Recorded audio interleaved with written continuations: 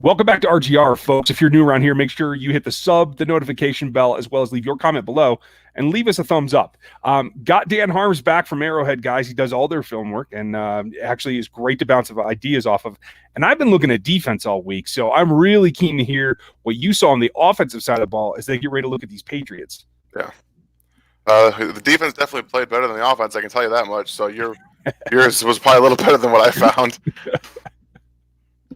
Oh man, I'll take it, and you can't say that every week. So No. I'll take it when you can. You know, I've been concerned particularly about the interior three linemen, but just from your overview, does it start with the line, or is it more the skill players? What do we have to look at to be ready for this New England game?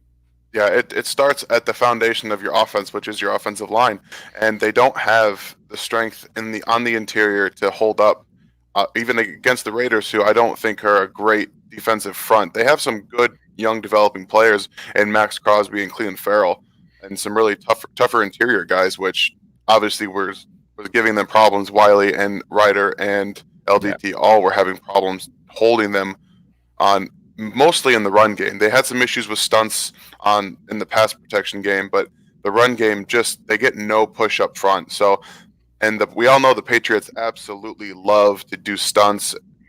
Pretty much on every passing down, you're going to see linebackers come around and defensive ends come back inside. So they need to really figure out how to communicate properly in the pass protection game if they're going to survive this game against the Patriots.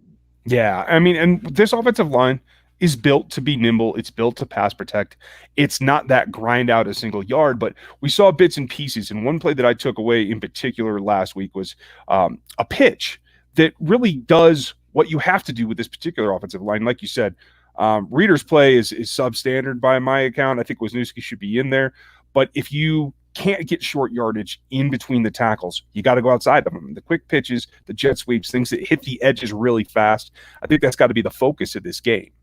Yeah, I partially agree, because when you look at the jet sweeps, Max Crosby learned after the very first jet sweep that he had no one's going to block him. So when he doesn't get blocked, he's coming right down field. He's either going to hit the running back or the guy coming on a jet sweep. It doesn't matter what his responsibility is. So they need to do a little bit of some different things to work that out a little bit, whether that's more pitches or maybe bringing him around an end around instead of straight across the line of scrimmage if they're not going to block that defensive end, to get some different movement in the run game or the quick pass game, just to facilitate some of those yards after the catch, or getting, like I said, around into the open field quicker.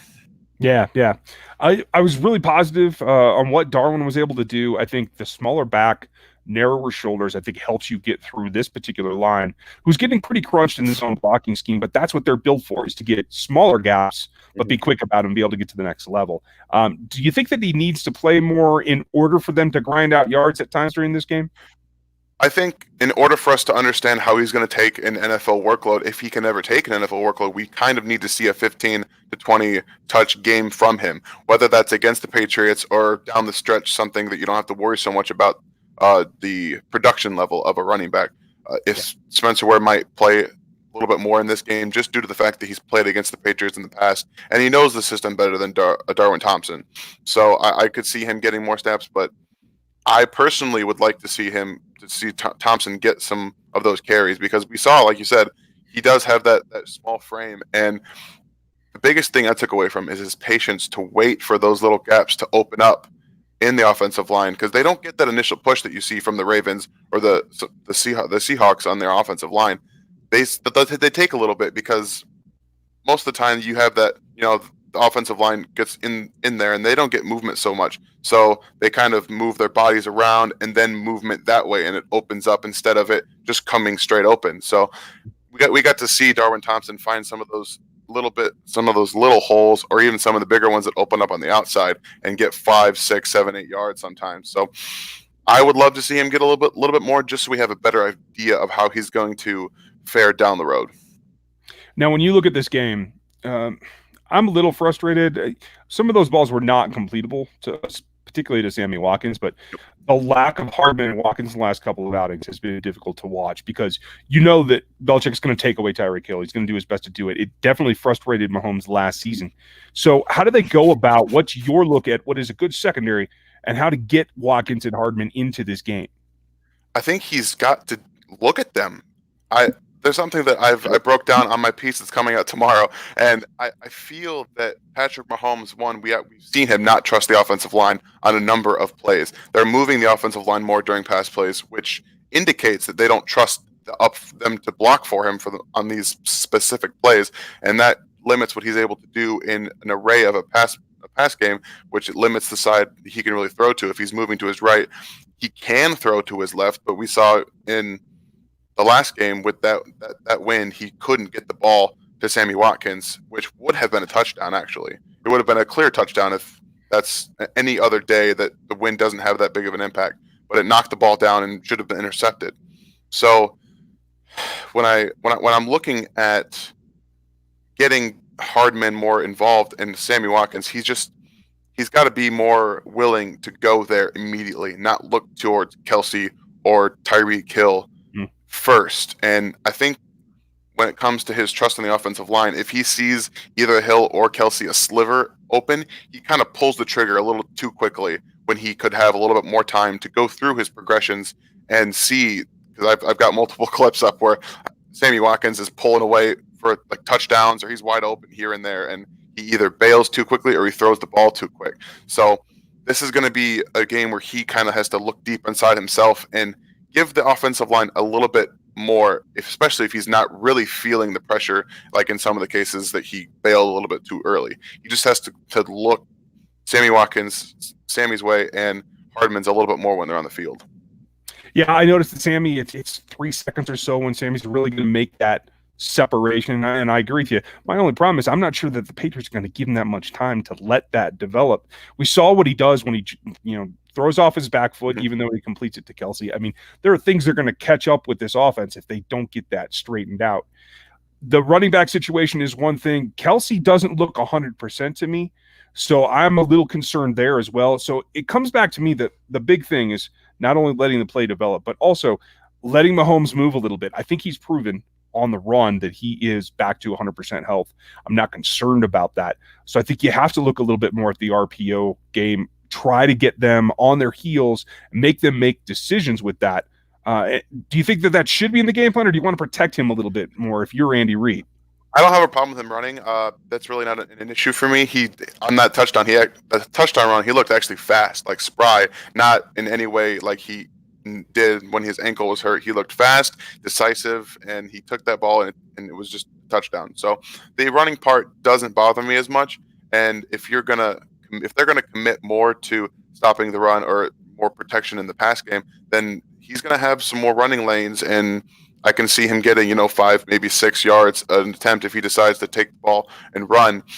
But when I was looking at the RPO game, I think that something that's going on right now is it's predictable.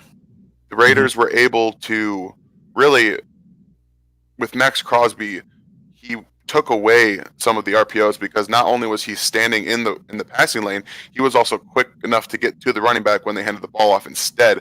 So they're not able to throw the ball on RPOs and run the ball effectively when the box dictates that they should be able to run the ball effectively, and they're not doing that. So in order for them to really get these RPOs going, they're going to kind of have to run the ball a little bit better, in my opinion.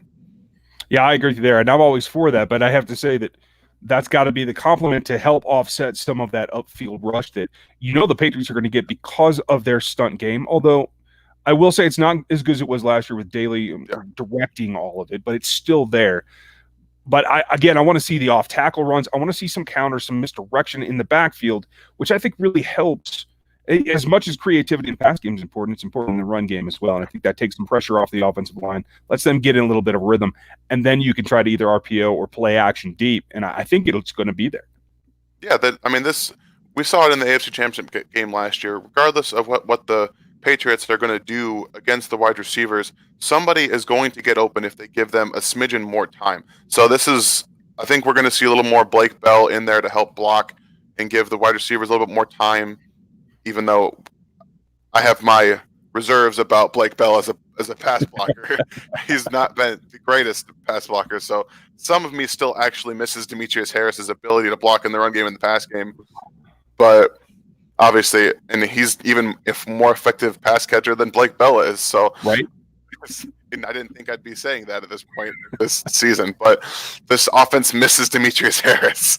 Wow, I didn't see that coming either, but I can't really argue it. It's an absolutely ridiculous thing. Oh, do you want to see, but just before we wrap it up, as we're having some technical issues, folks, I'm looking forward to the game. I think that it's definitely winnable. Do you see them pulling this out or no?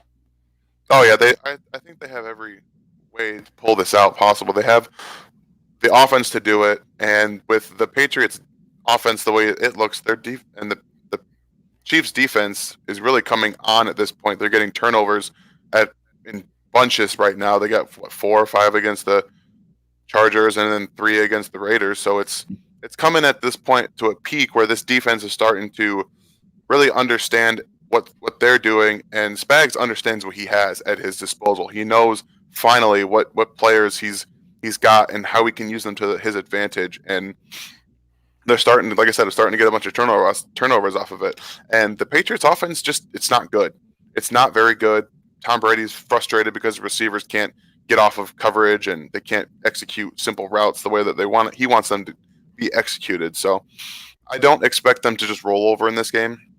Right. Their defense is very good. So I don't expect it to be like last year, a 40 or 40, 30 plus point on both sides. I don't think it's going to be that way. But if the Patriots defense in any way kind of shifts what they did against the Chiefs in the AFC Championship game, there's going to be passing lanes all over the field, and they're susceptible in zone. So if they can find some looks that the Patriots are giving them that they shift to a zone look, they can get them in the middle of the field, even though Kelce isn't 100% right now. Yeah, I certainly hope that they do. We're going to find out, folks. Make sure that you're ready. Thanks for watching today. Click that sub notification bell. Leave your comment below. Say hi to Dan for us on Twitter at DanHarms19, right? At D_19. One day I'm going to get it right. I promise. One day. One day. All right, folks. Thanks for being with us. We'll talk to you next time.